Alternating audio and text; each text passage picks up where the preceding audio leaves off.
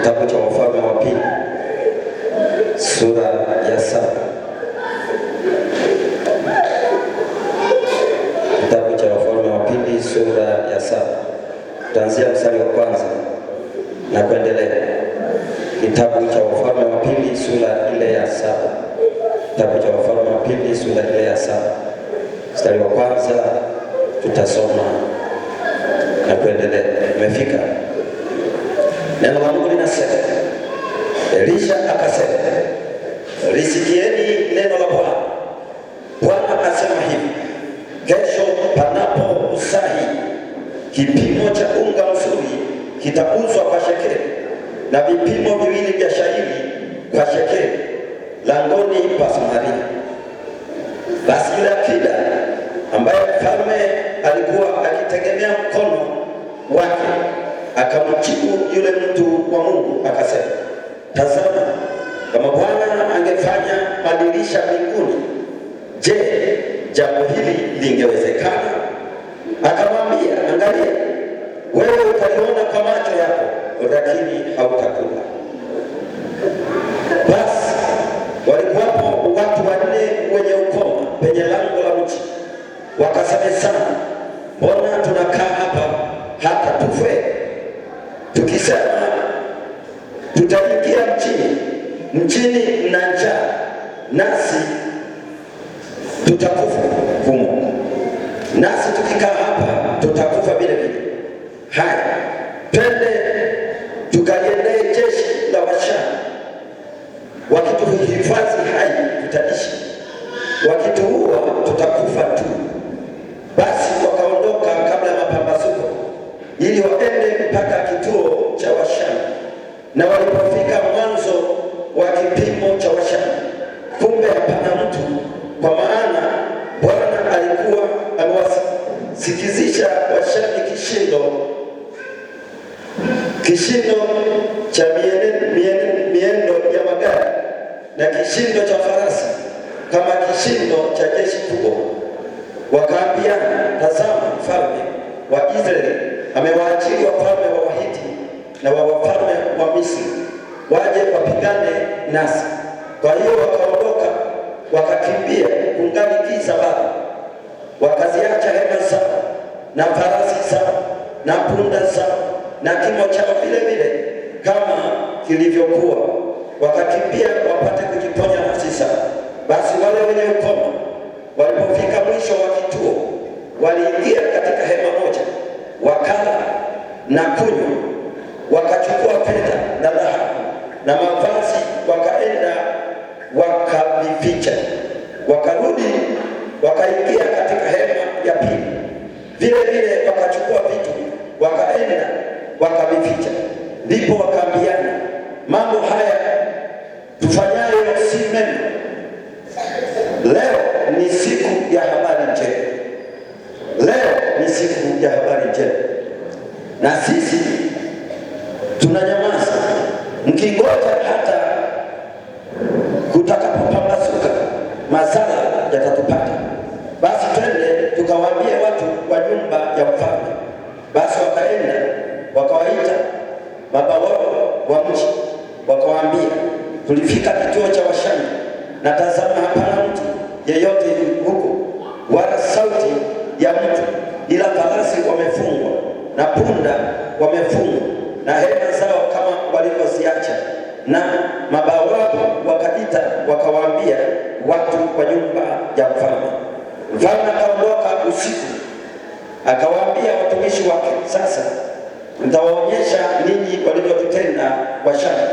Wanajua ya kuwa tuna njaa, basi wametoka kituoni ili kujificha kondeni, wakisema, watakapotoka mchini tutawakamata. Haya, tena tutapata kuingia mchini. Na mmojawapo wa watumishi wake akajibu akasema, kumras baadhi ya watu na watwae farasi 5 katika hao waliosalia, waliobaki ndani ya mji. Tazama, wamekuwa kama mkutano wote wa Israeli waliobaki ndani yake. Tazama, wamekuwa kama mkutano wote wa Israeli walioangamia. Tukawapeleke tukaone. Basi wakatoa magari mawili na farasi zake. Mfalme akawatuma kuwafuata Washami, akasema, enendeni mkaangalie. Wakawafuata mpaka Yordani, na kumbe njia yote ilikuwa imejaa mavazi na vyombo walivyovitupa Washami wapate kukimbia upesi.